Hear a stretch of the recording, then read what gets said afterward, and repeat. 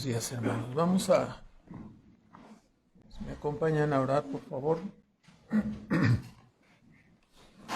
Nuestro Padre Celestial, agradecemos una vez más en esta mañana tu bondad en concedernos la oportunidad de estar en este lugar de reunión.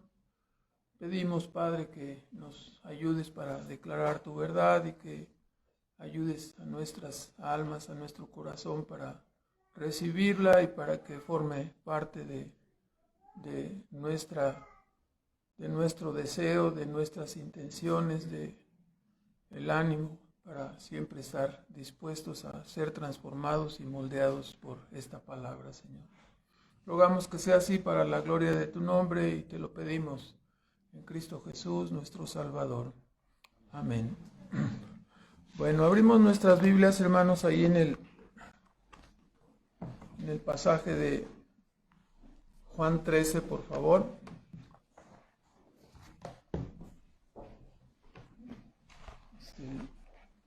Siempre ocurren accidentes, pues hoy nos ocurrió un accidente, ¿verdad? No de gravedad, pero sí. El accidente fue que el teléfono de mi esposa está descompuesto, entonces no nos dimos cuenta, estábamos esperando para ir por la hermana Toñita a las 8:30 y cuando vi mi teléfono, entonces ya faltaban 5 para las 9. Entonces, bueno, una disculpa, por favor. Entonces estamos en este pasaje en Juan capítulo 13. Ya hemos comentado que estos capítulos, del capítulo 13 al capítulo 17, no tiene información, los evangelios sinópticos no tienen información de lo que se menciona en estos importantes capítulos del Evangelio de Juan, que son, como dijimos, un mensaje póstumo, un mensaje de despedida. Y ya hemos hablado en la semana anterior de los primeros 5 versículos donde el apóstol sintetiza, ¿no? Que la recomendación de Cristo fue la acción de Cristo fue, dice, amólos hasta el fin, y luego se puso el overol del servicio, ¿verdad? Y lavó los pies de los discípulos. Y el día de hoy, esto dice vamos a continuar, y esto dijo Jesús de esta acción que lo hacía para que, si Él siendo Señor estaba haciendo estas cosas, pues también los discípulos aprendieran a lavarse los pies unos a otros. Y esta frase, ¿no? Amarnos unos a otros, servirnos unos a otros, está en el Nuevo Testamento enfatizando la actitud de los creyentes. Entonces vamos a continuar hablando de esta parte, de esta primera parte donde Jesús lava los pies de sus discípulos, porque se nos da información acerca de un hombre, ¿no? Que está, de varias personas ahí, entre ellas Pedro y Judas, ¿no? Nos dice la Escritura que Jesús sabía que su hora había llegado y que el diablo ya había entrado en el corazón de Judas desde temprano, ¿no? En Juan 6:70 nos da indicativos que Jesús había detectado las actitudes de Judas. Es muy probable, como dice Juan, que sustraía de lo que colectaba en la bolsa. Es muy probable que se hubieran percatado ya con algunas acciones, ¿no? Así nos dice también en 13:2 que el diablo ya había metido en el corazón de Judas, hijo de Simón Iscariote, que le entregase. En esta parte sabemos que las tentaciones llegan a nuestra vida y tenemos en nuestra mente, en nuestro corazón, el ánimo y el deseo para resistirlas, para rechazarlas. Pero cuando dejamos que se aniden en nuestras almas, en nuestros corazones, entonces lo que sucede es que van capturando poco a poco la vida de la persona y acabamos haciendo lo que decíamos que nunca íbamos a hacer, ¿no? Lo podemos ver en la vida, ¿no? Recordamos las mamás, ¿no? Tantas mamás que tienen aquí a sus hijos, a sus hijas. Hija, por favor, ten cuidado, no vayas a dar un mal paso. Y resulta, pues, después de muchas advertencias, ¿qué es lo que sucede? Tuvimos 1000 advertencias, 1000 o más.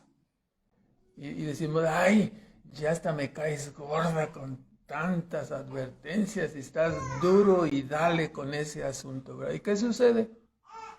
Que a pesar de estar duro y dale, finalmente la persona que tropieza y cae en el asunto, ¿no? Entonces, nosotros somos avisados aquí, advertidos, ¿no? Cuando los pecados están rondando en nuestra mente, rondando en nuestras vidas, debemos ser determinantes en la mortificación, determinantes en la separación de las amistades, de los pecados, de las circunstancias, para evitar que tengamos un tropiezo de esta naturaleza, ¿no? Que decimos, ay, ¿cómo crees? ¿Cómo crees que el hermano va a llegar tarde? No puede ser, ¿no? Entonces eso no puede ser. Lo que no contaban es con el reloj malvado, ¿no? Estoy desligando un poquito, ¿no? Ahora, entonces, ya Judas había sido seducido por el amor al dinero. Esa fue la razón, así nos dice la Escritura, porque cuando él fue con los escribas y fariseos, dice, ¿cuánto me quieren dar? Y yo se los voy a entregar, ¿verdad? Acostumbrado, yo no sé si acostumbrado a un ritmo de vida, yo no sé si acostumbrado a un nivel de vida que no tenía, entonces le hizo falta el dinero, entonces encontró la ocasión oportuna, quizás enojado porque fue censurado. Recuerdan ustedes en esa cena, ¿no? Cuando María derramó el perfume sobre los pies de Jesús y lo ungió, él dijo, ¡ay! Se enojó, ¿verdad? Porque, y dice, hace la aclaración Juan, pero no se enojó en realidad, dice, porque la acción, porque tuviera mucho celo, sino que en realidad decía, si hubiera vendido el perfume en 300 denarios, entonces yo hubiera tenido la oportunidad de meter la mano a la bolsa, ¿no? Para sacar más. Y así el asunto, ¿no? La codicia, el amor al dinero, le llevó a esta condición. ¿Qué me queréis dar? Mateo 26, 15 y 16 nos dice la pregunta que él hizo. ¿Qué me queréis dar? Y yo os lo entregaré. Y bueno, acordaron el precio, 30 monedas de plata. Entonces, como ya comentamos, Jesús, sabiendo, era un día jueves, ¿no? Le estaba terminando el día jueves, el día judío, como sabemos, se contaba desde el atardecer a las 6:30 más o menos, hasta las 6:30 del día siguiente. Entonces ellos se reunieron para cenar el jueves a las 6:30 en nuestros términos, ¿verdad? Así anocheciendo, y ocurrieron todas estas cosas que están narradas en estos 5 capítulos, de las cuales Jesús habló. Entre estas cosas, dice que se paró acabada la cena y comenzó a lavar los pies de los discípulos. Y esto es algo de por sí extraordinario, ¿no? De por sí, imaginándolo y considerando la persona que era, Dios encarnado. Sabéis que yo soy Señor, y me dicen Señor y Maestro, y está bien, dice, porque lo soy. Pero me pongo a lavar los pies de los discípulos. Obviamente no había zapatos como los nuestros, los caminos no eran igual que los nuestros, no había banquetas. Evidentemente era un lugar polvoso y los pies han de haber estado no en el mejor estado, ¿no? Probablemente bastante lastimadones y bastante sucios. Y probablemente hubo una que otra uña voladora ahí, ¿verdad? Ya como esas que a veces se acostumbran. Entonces, te dicen, lava los pies. Te dices, ¿y por qué yo, no? Le toca mejor al de más baja categoría, ¿no? Jesús dice, no, sabéis que yo soy Señor y Maestro, yo voy a lavar los pies, ¿no? Yo me pongo a servir. Entonces, Pedro reaccionó con sorpresa y negación, dice, no, esto no. O sea, Pedro entendía, era impulsivo, algunas cosas, ¿cómo tú me vas a lavar los pies? No, no, tú no lo entiendes. No lo entiendes ahora, luego lo vas a entender. A Pedro le parecía algo indigno. Hasta el momento en que Jesús le dijo, bueno, si no te lavo los pies, entonces no vas a tener parte conmigo. No, entonces lávame todo completo. Ahí se fue al otro extremo, no va del sur al norte en un instante. No se parece al carácter de algunos de nosotros, ¿no? Que somos oscilantes de sur a norte. Amanecemos con una sonrisa y si no está acomodada la cafetera en su lugar, pateamos la mesa y decimos, ¿por qué no está la cafetera en su lugar? Nos vamos de extremo a extremo. Bueno, yo nunca he visto a mi esposa patear la cafetera, ni al hermano Omar tampoco, pero me imagino que a más de alguno ha de haber pateado alguna silla, cuando menos, ¿no? Entonces, Pedro era así, le parecía indigno. Y entonces su reacción fue así. Viene la explicación de Cristo nuevamente diciéndonos, ¿no? En el capítulo 13, versículos 10 y 11, que en realidad este lavamiento y esta limpieza que él pretendía, este lavado de pies, estaba hablando en sentido figurado, ¿verdad? Estaba hablando en sentido figurativo, tanto el lavado del que hablaba, como la limpieza de los pies, se referían específicamente a dos doctrinas específicas, las cuales los creyentes debemos entender. La primera de ellas dice, el que está lavado no necesita sino lavarse los pies. La idea dice, porque está todo limpio. Véala allí en el versículo 10, el que está lavado no necesita sino que lave los pies, mas está todo limpio y vosotros limpios estáis, aunque no todos.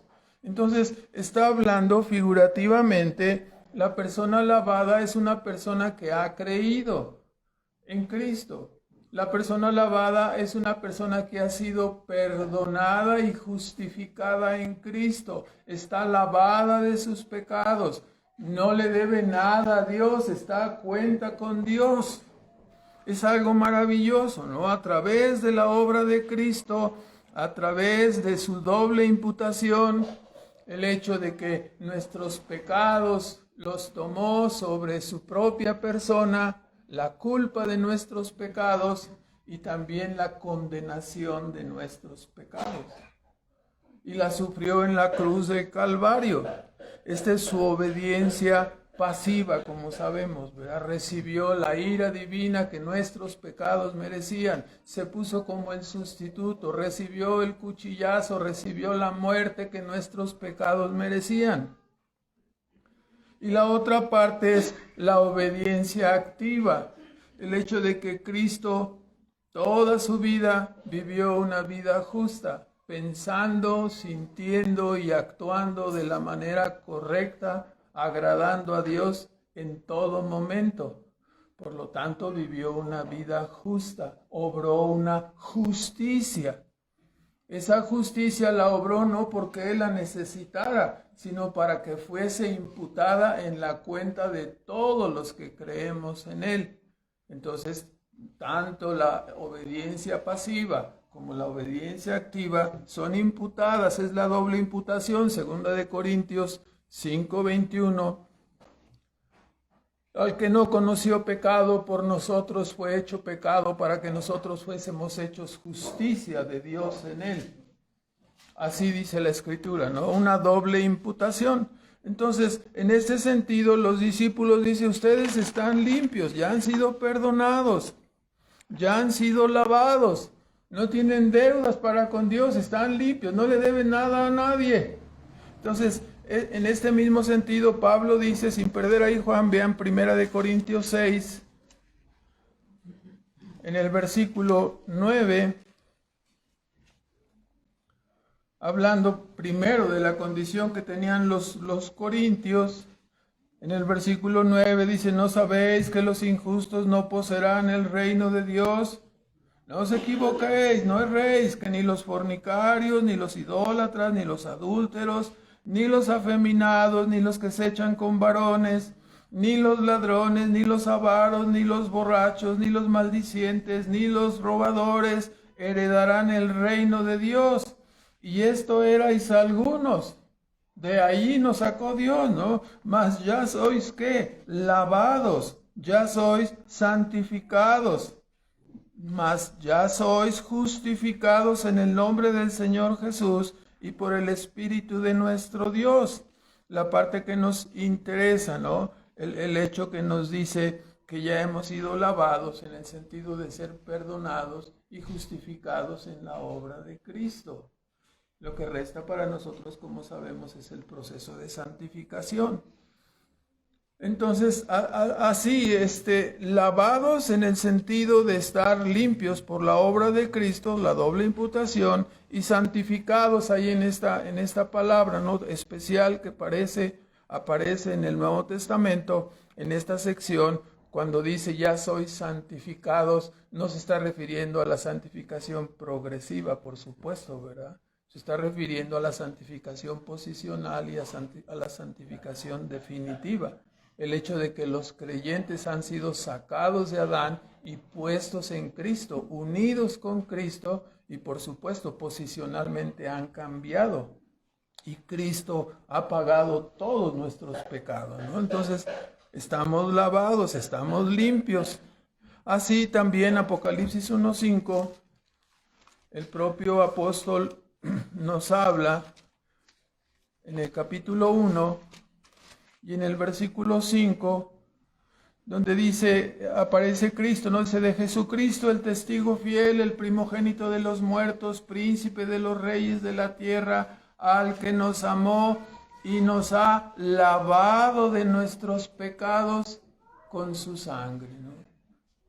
Entonces, ahí está el sentido de qué significa lavados. Esto lo vamos a anotar de esta manera, aquí en el pizarrón. Cuando hablamos de lavados, hablamos de la justicia que corresponde a la justificación. Entonces, pero cuando dice, vamos a verlo, lavarse los pies, entonces vamos a darnos cuenta que está hablando de la justicia que corresponde a la santificación. Es una separación importante que debemos entender.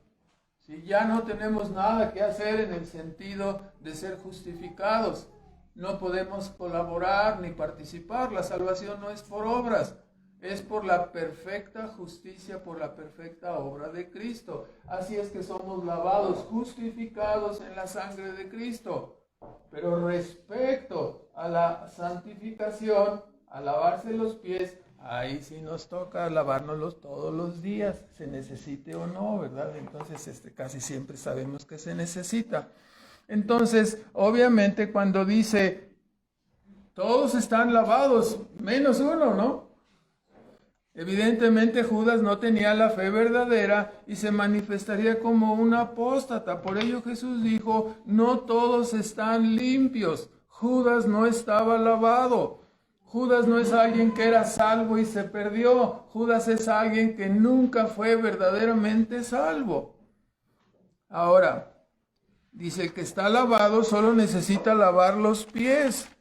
Nuevamente nuestro Señor habla figurativamente de la prioridad y ocupación de todos aquellos que hemos creído en Él y que hemos sido justificados, que hemos sido lavados. ¿Cuál es nuestra ocupación principal? Nuestro proceso de santificación. ¿Cuál es la necesidad del que ha sido justificado y lavado? Lavarse los pies de su contacto de este mundo, donde somos solamente extranjeros y peregrinos. Estamos en contacto y en nuestro roce con el mundo es común que caigamos ¿en qué? En pecados. Y que manchemos el uniforme, que manchemos nuestra vida. Entonces tenemos que estarnos lavando, estarnos limpiando, lavarnos los pies. No perdemos nuestra salvación, ¿verdad? Pero sí ensuciamos el uniforme, ¿verdad? el uniforme se mancha. Entonces, hablando figurativamente, ¿no? Cuando está el mesero, llega a darse un rozón con el mole aquí, ¡fum!, queda atravesado, ¿verdad? Llega por otro lado, pasa y se mancha su pantalón, se mancha su bata, ¿no? Entonces, lo que necesitan los que han sido perdonados y justificados, necesitamos ocuparnos de la santificación y limpiarnos de nuestro continuo contacto con este mundo y su corriente y su estilo de vida. Conste, no estoy diciendo que el mundo tenga la culpa de nuestros pecados, sino nuestro contacto con el mundo, porque él espera, ay, no, ya me hiciste pecar. No, ¿cómo que ya me hiciste pecar? No, el pecado es personal y la responsabilidad es personal, ¿no? Cuando te dicen, no, tú tienes la culpa de lo que yo hice. Ah, caray, no, pues entonces ya no estamos viendo las cosas correctamente. El hecho de que entremos en contacto con el mundo va a hacer que tropecemos, que pequemos. Pero el mundo no es el culpable de nuestros pecados. ¿Quién es? Somos nosotros mismos. Por lo tanto, vayamos y lavemos los pies. Hermanos, los creyentes no estamos de corazón en este mundo. Los creyentes somos extranjeros y peregrinos. Tenemos una patria celestial. Nuestro anhelo y nuestro deseo es el cielo, es el reino de Dios. Esta limpieza de los pies es efectuada a través de la mortificación del pecado y la vivificación de las gracias espirituales que hemos recibido. Esto lo hemos repetido muchas veces. ¿De qué se trata de mortificar el pecado? De obstruir, de ahorcar, de matar, todo lo que nos conduce a pecar. Si necesitamos ponernos unas anteojeras, póngase las anteojeras, ¿verdad? Si necesitamos no pasar por cierto lugar, ya sabe que en cierto lugar hay ciertas cosas, no pase por ahí. Si usted no puede resistir el vestido rojo y los zapatos verdes que tanto añora, no vaya a la plaza, ¿verdad? No vaya a la plaza. Sí, si no va a decir, no, va a ir y va a ver los tenis que siempre ha pensado toda la vida que valen como 20,000 pesos. Dices, ¿qué? Cómprate. Yo siempre digo, creo que ya ni existe esa marca, hermano. Se acordará de esa. Cómprense unos tenis Panam. Esos valen como 300 pesos o menos. No se crean, cómprense los tenis que ustedes quieran, ¿no? Pero, hermanos, ¿qué queremos decir? No son los tenis lo importante, ¿no? Los creyentes no estamos de corazón en el mundo. Somos extranjeros y debemos buscar las cosas del cielo. Esta limpieza de los pies se efectúa pues a través de la mortificación y a través de la vivificación. ¿Qué es esto de la vivificación? Nos acordamos de la carta de Pedro, ¿no? Que dice, ¿ya tienes fe? Entonces añade a tu fe, ¿qué? Conocimiento. ¿Y al conocimiento qué? Dominio propio. Y al dominio propio, afecto fraternal, amor. Añadir, aumentar. ¿Sí? Siempre estamos diciendo, no, sí, ya leí Mateo, no me digas, ¿sí? Tienes 10 años de creyente, ¿ya leíste Mateo? Por favor, ¿no? Siempre volvemos a cuestionar y a repetir, ¿cuántas veces hemos leído la Biblia? ¿Lo podemos levantar así con pancartas? Sí, sí.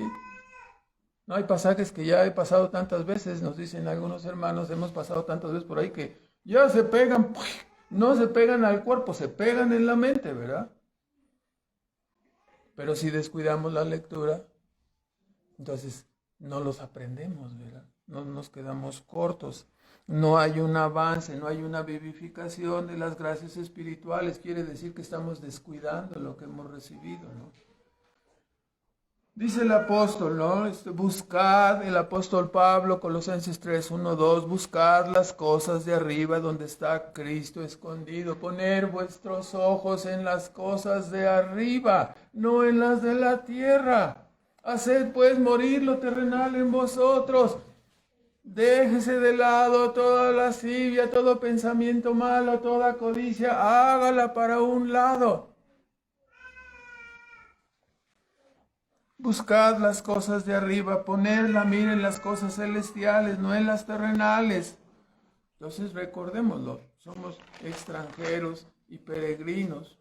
Hay que hacer morir lo terrenal en vosotros. Es como en una forma muy simple, quizás hasta vulgar, ¿no?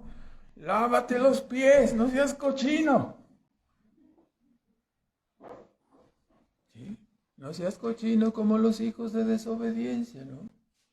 Mortifica tus pecados, lava tus pecados, no los acumules, no dejes que hagan cosas. No, tengo ya 3 días sin bañarme y ya están apareciendo la mugre y el pelo todo fuera de su lugar. Algunos quisiéramos tener pelo en lugar de aunque estuviera fuera de lugar, ¿verdad? Pero hermanos, hay que limpiarnos de la mugre, no limpiarnos del pecado.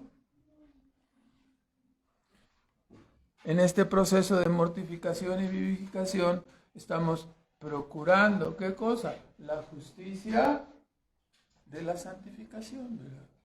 Esto no tiene que ver con nuestra justificación. No obramos y no obedecemos para ser justificados. Toda esa obediencia, ¿a quién le corresponde? ¿A quién le correspondió? A Cristo. ¿Sí? Esta es hecha de una sola vez por todas. La justicia de la santificación nos corresponde a nosotros. Claro, siempre ayudados por la gracia. No podemos hacerlo solos, ¿verdad? Así que el apóstol Pablo, siempre repetimos ese pasaje, ¿no? Dice el apóstol Pablo, yo que soy el menor de todos, pero soy apóstol, y yo he trabajado más que todos. Luego dice, bueno, no yo. 1 Corintios 15:10, sino la gracia de Dios conmigo, ¿no? O sea, me he esforzado yo, pero la gracia me ha ayudado. Si no fuera por la gracia, yo no podría hacer el esfuerzo. Entonces, ocupaos en vuestra salvación, ¿no? Con temor y temblor, porque Dios es el que hace en vosotros todas vuestras buenas obras, ¿no? Bueno, entonces, notémoslo correctamente, ¿no? En el proceso de mortificación y vivificación estamos procurando nuestra justicia de la santificación. Repito, mientras en la justicia de la justificación no participamos, todo es de Cristo, la gloria entera de la salvación de cada creyente es de Cristo. En la justicia de la santificación somos 100% responsables y somos ayudados también en 100% por la gracia de Dios, ¿no? Obrando Él en nosotros, ¿no? Como ya explicamos. Ahora, en segundo lugar, en el versículo 12 al 17 del capítulo 13 tenemos una explicación del lavamiento de los pies dada por nuestro Señor Jesucristo. Después que hubo lavado los pies, se sienta a la mesa y pregunta, ¿no? ¿Sabéis lo que os he hecho? Comienza la explicación con una pregunta, ¿no? Captando la atención y centrando el pensamiento de los discípulos. Y repite, noten ustedes que soy Señor y Maestro. Ustedes me dicen así, versículo 13, vosotros me llamáis Maestro y Señor y decís bien porque lo soy. Entonces, pues si yo, Señor y el Maestro, he lavado vuestros pies, vosotros también debéis lavar los pies los unos de los otros. Entonces, en el contexto, sin perder ahí, Juan 13, vean en Mateo, en Lucas, capítulo 22, nos dice el evangelista, Lucas 22, que ya ve que venían en el camino y a veces venían discutiendo. ¿Cuál era la pregunta que hacían cuando venían en el camino? Y ¿qué preguntaban? ¿Quién sería el mayor? ¿No? Bueno, claro, como lo regañó, lo abandonaron ese pensamiento. No, estaban aquí en la mesa, en la última cena, lo entendemos, y dice Lucas 22, a la verdad, el Hijo del Hombre va según lo que está determinado, pero hay de aquel por el cual es entregado. Entonces comenzaron a preguntar entre sí cuál de ellos sería el que le había de entregar. Pero dice, hubo entre ellos una contienda, ¿quién de ellos parecía ser el mayor o sería el mayor? Esto es el contexto que motivó la enseñanza de ¿qué? De la humillación, de la humildad y del servicio. Estamos acostumbrados, dice Cristo, están ustedes acostumbrados, versículo 26, 25, los reyes de las naciones se enseñorean de ellas y los que sobre ellas tienen autoridad son llamados bienhechores. Pero eso es en el mundo, pero vosotros no así. Antes el que es mayor entre vosotros sea como el más mozo y el que es príncipe como el que sirve. Porque ¿cuál es el mayor, el que se sienta a la mesa o el que sirve? ¿No es el que se sienta a la mesa? ¿Sí? Y yo soy entre vosotros como el que sirve, ¿no? Un contraste rotundo, ¿no? No, claro, que aquí quién va primero, pásele, usted pásele, siéntese aquí, como no, señor don fulano de tal, ¿y para qué? Para atenderlo, ¿sí? Así como dicen en Oaxaca, como usted se merece, ¿no? Entonces, así están buscando la forma de atender a la persona que consideran de un alto grado o un alto rango, ¿no? Y esa es la costumbre, ¿sí? Entonces, ¿pero qué dice Cristo respecto a las realidades espirituales? ¿Qué no? ¿Quién es mayor? Debemos estar peleándonos ¿por qué? Por servir. Por servir, ese debe ser el asunto, ¿no? Debemos servir, ¿no? No estar discutiendo quién es el mayor, quién va a ocupar el puesto de autoridad, quién va a mandar. Porque me gusta mandar, ¿no? ¿Sí? Y claro, no se perdía el programa del privilegio de mandar, ¿no? Porque el privilegio de mandar, ¿sí? Les gusta traer la autoridad en la mano, ¿no? Pero Cristo aclara que la grandeza del reino de Dios no se mide como los hombres la miden, sino que se mide a través de no se mide a través de la grandeza y el enseñoreamiento, ¿sí? Ya antes había dado la lección, ¿no? Tomó un niño y lo puso en medio de ellos. ¿Y qué les dijo, no? Si queréis tener la autoridad, tienes que ser como humilde, sencillo, como este niño, ¿no? Como un niño. Y al final del ministerio otra vez los vemos discutiendo quién sería el mayor. Así que viene la lección, ¿sí? Un ejemplo imborrable, pues ven que yo soy el Señor, ustedes ven que yo soy el Maestro, ven que yo soy el mayor y los estoy sirviendo, les he servido lavando sus pies para darles un ejemplo, para que hagan lo mismo, para que ya no tengan pretextos.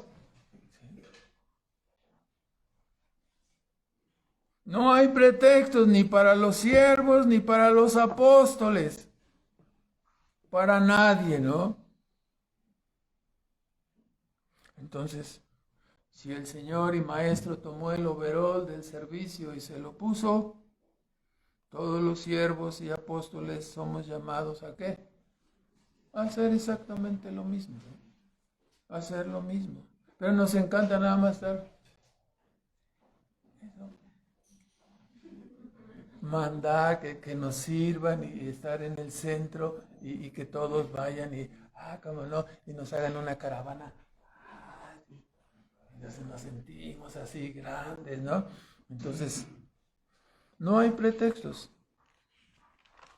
El que quiera ser el mayor tiene que servir. Como lo señalamos en el domingo anterior, ¿no? Qué fácil es hablar del overol del servicio, ¿verdad? No, debe ser gris, no debe ser verde, no debe ser azul. Lo importante del overol no es el color. Lo importante del overol es que uno se lo ponga. Eso es lo importante del overol, hay que ponérselo. De sobra sabemos que no faltarán pretextos y ocupaciones de alta prioridad que siempre impedirán el servicio de los siervos, ¿no? O sea, qué incongruencia, ¿no? ¿Sí? Ya se imagina usted, compro mi camiseta, ¿no? Esclavo de Cristo, ¿no? Y voy así, ¿no? como hago ejercicio todos los días ahí en el gym, entonces ando así súper inflado, ¿no? Sale esclavo de Cristo, ¿no? Pero no sirve para nada, ¿no? Porque solo es una camiseta. No se ganan los puestos gritando, no se ganan los puestos alegando, se ganan los puestos sirviendo. Así se ganan, siendo el menor, sirviendo a los demás. Muchas personas quieren tener autoridad, pero no sirven, no se entregan, no tienen tiempo, están ocupados. Sus ocupaciones de alta prioridad. No imagínese el esclavo. Si ven a cortar el algodón, no, espérame, estoy viendo aquí la novela policíaca, espérame, ahorita voy. Sí, como no. El esclavo no tiene pretextos. Nos entregamos a Cristo y decimos, he muerto yo, he muerto. Solo vivo para Cristo. Sí, mentiroso. No vives para Cristo, estás ocupado en tu agenda, ¿no? Cuando hay que servir, no hay quien sirva, no hay. Es una tristeza, ¿no? Pero la realidad es que parece que no estamos muertos, ¿no? Parece que siempre estamos ocupados. Entonces, es ocupaciones de alta prioridad que impiden el servicio de los siervos. Por ello nuestro Señor remata su enseñanza, ¿no? Versículo 16. Remata su enseñanza no con una palomita para los siervos que saben, no con una palomita para los que tienen buenos pretextos. No, ¿cómo remata? ¿Sí? Remata su enseñanza diciendo si sabéis estas cosas, versículo 17, bienaventurados seréis, ¿qué? Si las hicieres. No basta saberlas, no basta enseñarlas, hay que obedecerlas. Esa es la manera, ¿no? Entonces, la bienaventuranza es para los que hacen las cosas. Yo sé más que tú, no, yo entiendo más que tú tienes muy poco tiempo, hasta para un lado, ¿no? Es para el que sirve, no es el que tiene tiempo, es el que sirve. Entonces, hay que considerarlo. En tercer lugar, del versículo 18 al 30, vemos la omnisciencia de Cristo y el terrible pecado de Judas, ¿no? Todo el tiempo Jesús sabía que Judas era el traidor. Lo soportó, ¿no? Desde un principio se dio cuenta que robaba de la bolsa, ¿no? Aún lavó sus pies. Y fue solamente hasta más adelante, ¿no? Hasta que estuvieron sentados en la mesa de la última cena, que salió a flote el asunto y dijo, uno me va a traicionar. Entonces, ¿cómo? No es posible. ¿Quién te va a traicionar? No es posible. Y todos se quedaban viendo unos a otros. ¿Quién sabe qué andarán haciendo? ¿Quién sabe qué estaría en sus pensamientos? Ya ves, si uno dijera, ahorita voy a leer sus pensamientos, a ver qué tienen ahí. ¿Cómo te tapas, no? Delante de la omnisciencia de Dios. Dios entiende y sabe todo, ¿no? Bueno, lavó sus pies de este hombre malvado. Y en el versículo 18 y 19 dice, no hablo de todos vosotros, yo sé los que he elegido, mas para que se cumpla la escritura, el que come pan conmigo levantó contra mí su calcañar. Desde ahora lo digo antes para que cuando se haga, ¿no? Cuando se hiciere, creáis que yo soy. Lo tomó y se lo enseñó solamente como una evidencia de que él tenía el carácter divino y que podía ver el futuro y conocía el pensamiento y el corazón de todas las personas. O sea, esto exalta y engrandece la obediencia y el sacrificio de Cristo, ¿no? Aquí viene con el cuchillo el que lo va a clavar y hola, ¿cómo estás? Bien. A ver, hasta abro la espalda, ¿no? Para que no vaya a fallar, para que lo clave bien, ¿verdad? Entonces, él sabía quiénes eran sus amadas ovejas y quién era el traidor, una palabra terrible, ¿no? El traidor. La confrontación es tan fuerte, ¿no? Que en el versículo 22 dice, los discípulos mirábanse los unos a los otros dudando de quién decía. Pensando, no seré yo, seré, ¿quién será? Dudando unos de otros, acordándose quizás de detalles, de berrinches que hicieron, de cosas en las cuales Cristo les miró, cómo era su verdadera conducta. Me acuerdo de un hermano que se llamaba Andrés, pero decía, si quieres saber cómo es Andrés, vive con él un mes, ¿verdad? Entonces, aquí siempre el tapete mágico que cruzamos, ¿cómo estás? Nos abrazamos, felicidades, sí, muy bien, qué bueno. Sí, y bien contentos, ¿no? Pero en la casa, ¿qué tal somos en la casa? Ahí nos conoce el carácter nuestro esposo, nuestra esposa, ahí sabe que bailamos zapateados, ahí sabe que hacemos berrinches, que le damos patadas en la puerta, ¿sí? Empezamos con nuestro larguísimo sermón. Yo soy la única persona que trabaja en esta casa. Yo soy el único que hago todas las cosas. Si yo no estuviera, ¿qué harían todos ustedes? Y empieza la persona a engrandecerse y a victimizarse y todo lo demás que ya sabemos, ¿no? ¿Cómo somos en nuestra casa? ¿Cómo somos en lo interior, en nuestra mente, en nuestros pensamientos? Hasta que Pedro y Juan le preguntaron, mejor directamente, le hizo señas, ya había lenguaje de señas ahí. Pregúntale. Y Juan le preguntó, ¿no? Si no se sentaban a la mesa, como sabemos, se recostaban. Las mesas eran bajitas, no eran como una mesa de centro de nuestras casas. No era una mesa alta, ¿no?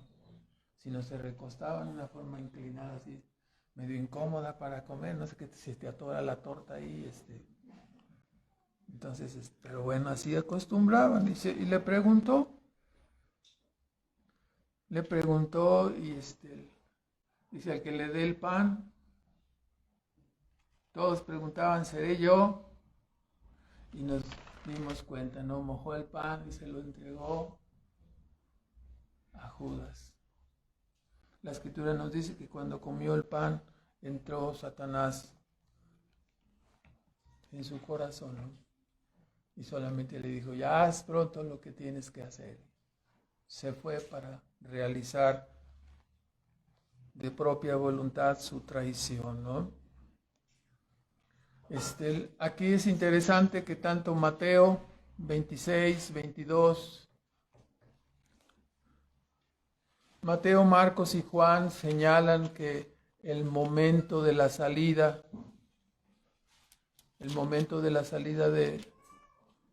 de Judas fue antes de la institución de la Cena del Señor. Mateo 26, 22 nos dice, lo tiene ahí, entristecidos en gran manera, comenzó cada uno de ellos a decirle, ¿soy yo, Señor? Entonces él respondiendo dijo, el que mete la mano conmigo en el plato, ese me ha de entregar. A la verdad, el Hijo del Hombre se va como está escrito de él, mas ay de aquel hombre por quien el Hijo del Hombre es entregado. Bueno le fuera al tal hombre no haber nacido. Entonces, respondiendo Judas que le entregaba, dijo, soy yo, maestro. Dice, tú lo has dicho. Y comiendo ellos, tomó Jesús el pan y bendijo. Ahí viene la institución de la cena, ¿verdad? Sí, solamente Juan nos aclara que en el momento que le dio el bocado y lo comió, ¿qué hizo? Salió. Es lo que estamos viendo, ¿no? Antes de la institución de la cena.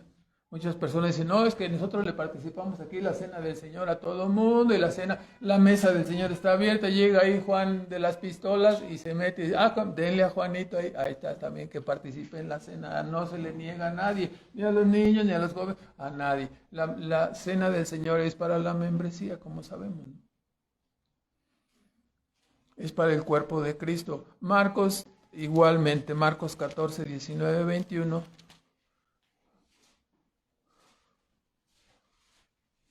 Entonces comenzaron ellos a entristecerse y a decirle, seré yo, y respondiendo, es uno de los 12 que moja conmigo el plato. Y sigue 22, y estando comiendo tomó, 21, a la brada del Hijo del Hombre, va como está escrito, mas hay de aquel por quien el Hijo del Hombre es entregado, bueno le hubiera sido aquel hombre si nunca hubiera nacido, ¿no? Y después viene e instituye la cena otra vez. Este es mi cuerpo. Así lo narra el Evangelio.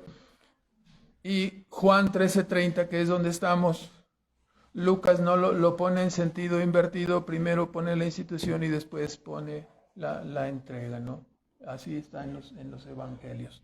Ahora, entonces Juan 13:30 nos dice allí que habiendo tomado el bocado salió y ya era de noche, ¿no? Entonces aquí se fue y no estuvo en la institución de la cena. Hermanos, a veces la palabra traidor es una palabra terrible, ¿no? Es una palabra que el que le traicionó, ¿no? Judas es el que le traicionó. A veces en los negocios hay traiciones, son feas, ¿no? A veces en los compromisos hay traiciones, no llega la persona, no cumple su compromiso, no cumple su parte del negocio, hace una traición, y llegas tú, oye, que en las historias, en las patoaventuras, ¿no? Que a veces sí, vamos a hacer la tesis juntos, no sé qué, y luego ya, entonces, ¿qué pasó cuando empezó? No, ya la hice con otro amigo. ¿Cómo? Sí, ya. Buenas noches, hasta luego.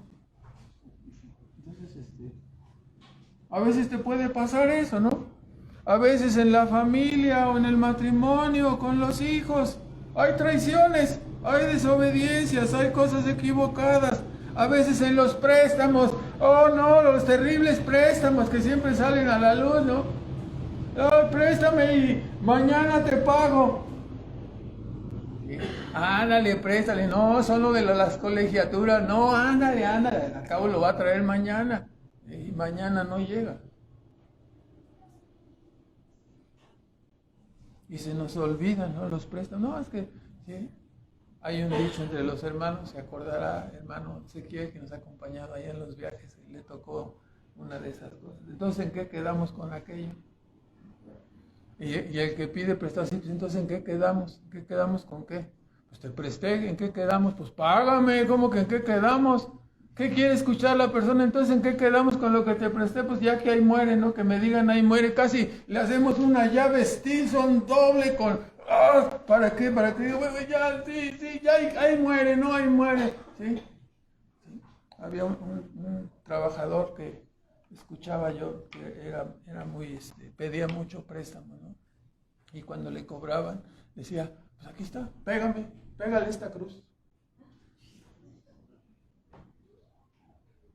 Y así se libraba, ¿no? de todas las deudas, ¿no? Se embolsaba todos los préstamos que había pedido y nunca pagaba. Pégale esta cruz, haz lo que quieras conmigo, aquí está, pégame, haz lo que quieras. Moraleja, ¿no? Pues no, primero no ande pidiendo prestado y segundo, si va a pedir prestado, pues pague, no sea ratero, ¿no? Entonces, no sea traidor, ¿no? Si no paga, se está gastando el dinero de los demás. Usted es traidor, es ratero, ¿no? A veces en la lealtad a los hermanos, en la lealtad a la iglesia, ¿no? Nos traicionamos. A veces muchos aún han dado la espalda a Dios, no se van, le dan la espalda a Dios, traicionan el camino, traicionan a Cristo. Es fea la palabra traidor, a nadie le gusta portar esa palabra, no que te la pongan aquí, traidor. ¿Sí? O nadie le pondría a un hijo suyo, Judas, ¿verdad? No sería así, supongo, ¿no? Judas traicionó a su maestro, a su mentor, a aquel en quien supuestamente había confiado por un problema de codicia, ¿no? Robaba, dice, de la bolsa, Juan 12:6.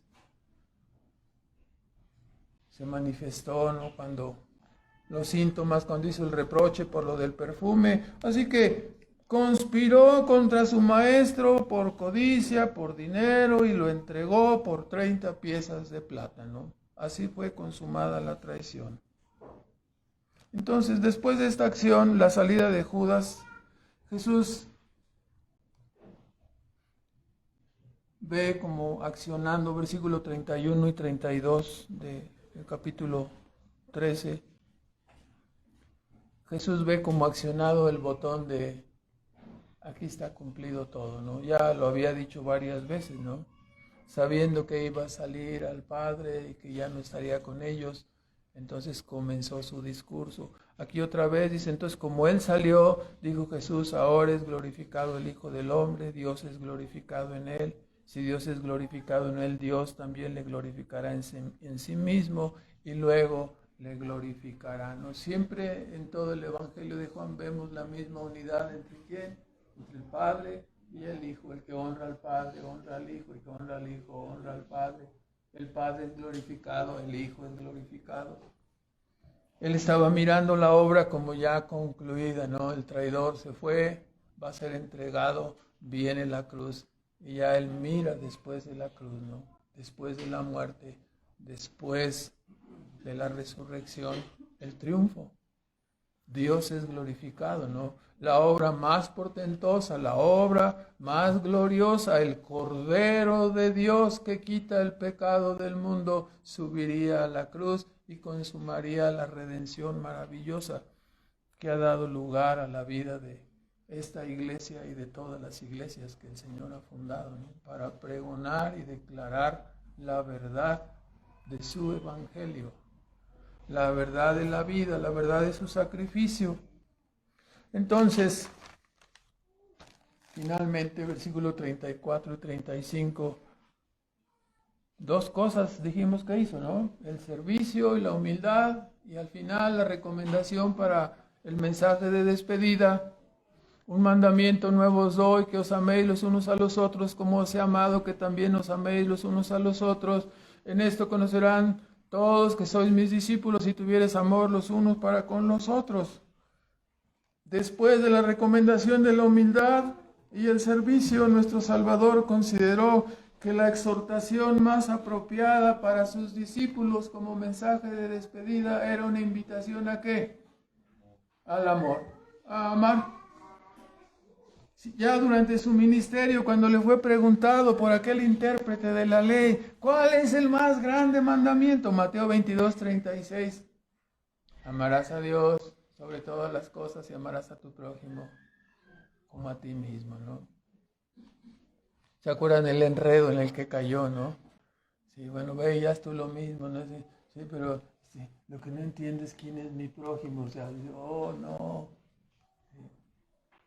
Lo que no quieres es amar, ¿no? Porque amar cuesta. Hay que agregar aquí, ¿no? Él dijo, amarás a Dios sobre todas las cosas y amarás a tu prójimo como a ti mismo, ¿no? Pero, ¿qué agrega aquí en esta parte? El gran mandamiento es el amor a Dios, el amor al prójimo. De estas dos cosas, dijo Cristo, depende la ley y los profetas. El que cumple estos mandamientos, el amor a Dios y el amor al prójimo, resultará aprobado por Dios. Le agradará a Dios esa persona. Así que ahora remacha en este mandamiento agregando un énfasis especial en el cual debemos fijarnos, ¿no? ¿Cuál es ese énfasis especial? El énfasis especial es que debe entregar su vida. Dice, ama a tu prójimo como yo te he amado. Ve ahí el punto. Como os he amado, así también vosotros améis los unos a los otros. Agrega el énfasis especial. Su vida y su ejemplo personificaron este amor, pero su entrega y muerte en la cruz agregaron el énfasis especial. ¿Sí? Amaos como yo os he amado. Este es el amor de sacrificio, el amor de propósito, que amemos a otra persona hasta el grado de poder, ¿qué? Entregarnos por la otra persona, ¿no? Este es el énfasis. No basta hacerle bien, no basta, basta que llega hasta el grado de decir, debes estar dispuesto a entregarte por esa persona como yo me entregué por ti, ¿no? Entonces el nivel de exigencia crece notoriamente, notablemente, ¿no? Un amor de sacrificio, es el que vuelve a poner en la mente de los hombres la vida y la obra de Cristo. Todos podemos amar a los que nos aman, todos podemos hacer el bien a los que nos hacen también el bien, pero solo los creyentes hemos de ser capaces de amar con este amor de sacrificio. ¿Qué es sacrificio? ¿Quién es el sacrificado? No vale tanto, ya está muerto. No dijimos que cuando seguimos a Cristo, muero, ya no vivo yo, sino vive Cristo en mí, el yo está muerto, yo ya no existo. O sea, ¿cuándo ha visto que se levante un muerto para reclamarle algo? No, ni lo va a ver, ¿no? Sí, si le debía 20,000 ya se salvó, ya no los pagó, ya no págueselos a su familia, ¿no? Pero bueno, ya eso sería otra cosa. No se va a levantar nadie de los muertos, ¿verdad? Entonces, los creyentes hemos de ser capaces de amar con amor de sacrificio, un amor que se niega a sí mismo para conseguir la salvación de su prójimo. Este es el amor de sacrificio, el amor de propósito, ¿no? Tú le puedes regalar toda tu hacienda a una persona, pero si no estás dispuesto a entregar tu vida por él, entonces no lo estás amando. Es fácil desprenderse de todo, las cosas van y vienen, pero el amor de sacrificio exige que nos entreguemos, que nosotros, tu vida, tu tiempo, tu dedicación, tus metas.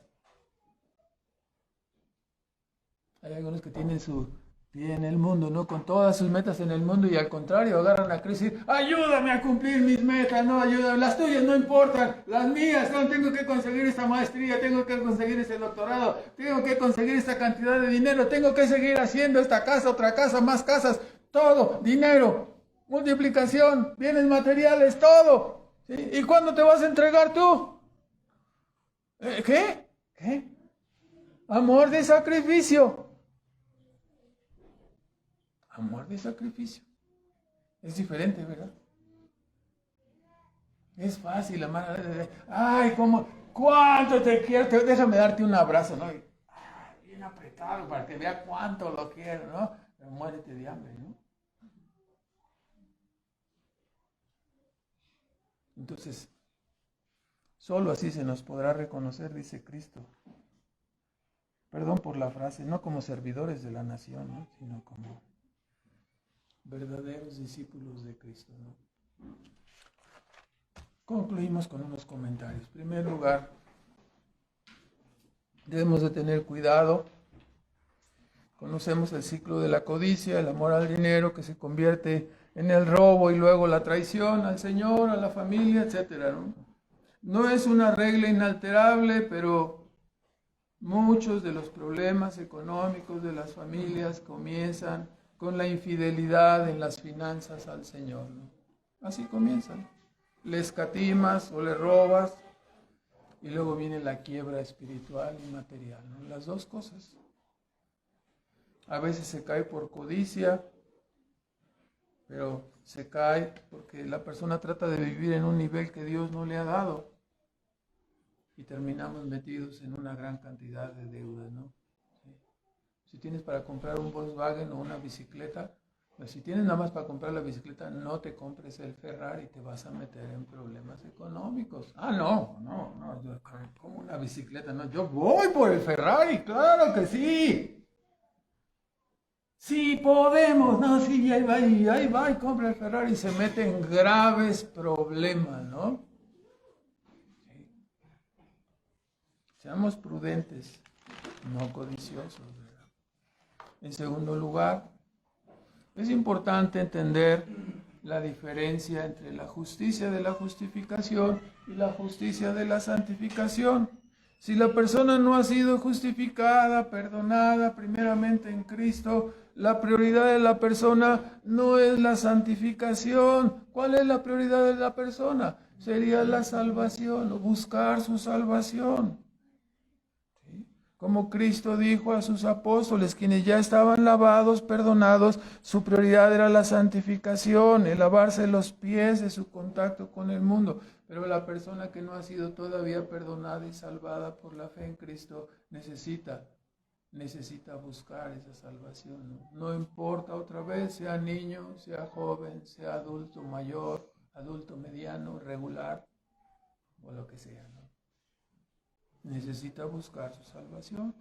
En tercer lugar, debemos mirar el ejemplo, la advertencia que se nos da a través de Judas. Porque muchas personas debemos de tomar en cuenta quién era el maestro de Judas. Era nuestro Señor Jesucristo. ¿Cuántos sermones oiría? ¿Oiría todo el Nuevo Testamento? Sí. Lo oyó de la boca del mejor predicador. Lo oía todos los días, lo veía todos los días, desayunaba con él, comía con él, cenaba con él, dormía con él. Estaba ahí pegado, ¿no? Y hermanos, el pecado puede ser así. Podemos estar oyendo cada semana y luego salir de la reunión e irnos otra vez a lo mismo, ¿no? A vivir igual. Tarde o temprano la codicia y el amor al dinero, el amor del mundo te consumirá y te destruirá. Por eso te invitamos, ¿no? A que escapes por tu vida, a que mires a Cristo para que seas salvo. O terminarás como Judas, cambiando el cielo por algún mendrugo terrenal. Muchos dicen, no, pero es que soy niño todavía, soy muy joven. ¿Y qué estás esperando? ¿Que te conviertas en chicharrón para poder buscar a Dios? Ahora, muchos nos vemos o podemos vernos reflejados en la actitud impulsiva de Pedro. Parecía como un toro de lidia, ¿no? Embistiendo sin pensar. ¿Qué dijiste? Ya te tumbó de la embestida, ¿no? O sea, así era Pedro. Así somos algunos de nosotros, ¿no? Deberíamos entrar a una competencia de arranques en lugar de decir. Debemos detenernos. Detengámonos. A veces así reaccionamos como Pedro, ¿no? Casi siempre que reaccionó impulsivamente fue acertado o desacertado. Desacertado. Entonces, hay que detenernos a pensar, hay que calcular el costo, hay que meditar en el asunto. A veces caemos gordos porque no podemos dar una opinión inmediatamente, porque necesitamos pensarlo. Más si tiene un cerebro como el que está predicando, que es lento y está medio agobiado y le hace falta aceite, cambio de aceite, líquido de frenos y todo lo demás. Hay que hacer las cosas despacio, ¿no? Dijo Cristo que debemos someter todo pensamiento y llevarlo cautivo a la obediencia de Cristo, ¿no? A la obediencia del Evangelio. 2 Corintios 10:5. ¿Sí? También somos llamados, como dijo Pablo a Timoteo, 2 Timoteo 2:7, considera lo que te digo, considera esa palabra, ¿no? Considera lo que te digo y el Señor te dé entendimiento en todo, ¿no? Tienes que considerarlo, tienes que pensar. No somos llamados a actuar así como máquinas, intempestivamente, emocionalmente, no. Somos llamados a considerar, a pensar, a ser guiados por la palabra, ¿no? Hermanos, no desdeñamos las ganas y el ímpetu de Pedro por el Señor, pero vemos a Pedro estrellarse de continuo, por eso nos atrevemos a decir, hermanos, hay que pensar antes de actuar. Se nos pide, ¿sí? Dijo el apóstol Pablo, ¿no? Que Si has entendido todo el proyecto de redención, Romanos 12, 1 y 2, ¿no? Así que considerando estas cosas, considerando la salvación, os ruego que presentéis vuestros cuerpos en sacrificio vivo, santo, agradable a Dios. Ese es vuestro culto. Así termina. Racional. Ese es vuestro culto racional. Hay que pensar, hay que considerar lo que hacemos, cómo hacemos las cosas, ¿no? Somos llamados a verlo, a considerarlo. En cuarto lugar, hay dos recomendaciones iniciales en el mensaje póstumo de Cristo: el amor, el ejemplo de la humildad y el servicio, ¿no? Pero son recomendaciones que no debemos pasar por alto, porque Cristo las ratificó de una manera increíble, ¿no? Dijo, tienen que ser humildes, y se puso a lavar los pies de los discípulos, ¿verdad? Luego dice, tienen que amar con amor de sacrificio, y luego subió a la cruz del Calvario. O sea, no te estoy hablando de teorías, es lo que nos dice Cristo, ¿no? Él es el autor y el consumador de la fe. De nada nos sirve estar hablando y predicando una verdad que no practicamos. Bienaventurados seréis cuando hicieres las cosas, no cuando las entiendas, no cuando las sepas, sino cuando las haces. Podemos dar una disertación sobre el servicio, pero si a la hora de servir no servimos, pues entonces no servimos. Entonces, así que si queremos ser líderes de algo, hay que comenzar ¿por dónde? No, pues por exigir el liderazgo. No, hay que comenzar por el servicio. Así se comienza, así se hace el asunto. En quinto lugar, no debemos andar preguntando quién es el mayor. No debemos buscar los primeros lugares. Más bien debemos dedicarnos a servir al Señor, y lo demás dejémoslo en las manos del Señor, ¿verdad? En sexto lugar, siendo que nuestro Señor Jesucristo usó el ejemplo del lavado y la limpieza en sentido espiritual, nosotros estáis ya lavados, ¿sí? Entonces nada más necesitan limpiarse los pies de su contacto con el mundo. Entonces nos atrevemos a invitar a los que están sucios por el hábito del pecado a que vengan y sean lavados en la sangre de Cristo, a que crean y confíen en Él. Y de esta manera llegarán a tomar también el hábito del baño diario de la santificación, para no dar mal aspecto ni malos olores espirituales.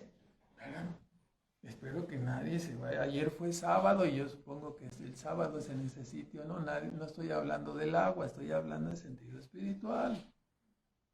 Entonces, invitamos a los que están sucios para que vengan a lavarse de sus pecados en Cristo y para que tomen el hábito de la santificación diaria, ¿no? El lavado diario de pies. En séptimo y último lugar, obviamente nunca es buena la traición, ni ponerse el uniforme de Judas, ¿no? Cristo dijo, el que no es conmigo es contra mí, y el que no recoge conmigo desparrama, ¿no? Mateo 12:30. En esta perspectiva, todos los que no se someten a Cristo están siendo rebeldes. Y todos los que no trabajan para su reino están obrando en contra de Él, están desparramando. Al final serán juzgados como enemigos y opositores del reino. Y otra vez, ¿no? Acabarán, como hemos visto, ¿no? Entregando. ¿Qué hiciste de tu vida? No, pues nada. No supiste del Evangelio, no supiste de la redención, no supiste de Cristo. Sí supe, pero lo dejé para después. No pensé que me fuera a morir tan rápido y pues ya no hice nada, ¿no? Salí así del mundo. Sí. O sea que no te importó, tú entregaste a Cristo, dedicaste a lo tuyo. vivo yo, que no viva Cristo, ¿no? Mejor vivo yo, es mi única oportunidad, entonces que viva yo. Tú también estás entregando a Cristo, ¿no? Entonces, somos llamados a la obediencia, hermanos. Oremos, por favor. Nuestro Padre Celestial, damos gracias por tu palabra, Señor. Damos gracias por la exhortación a servir, a amar.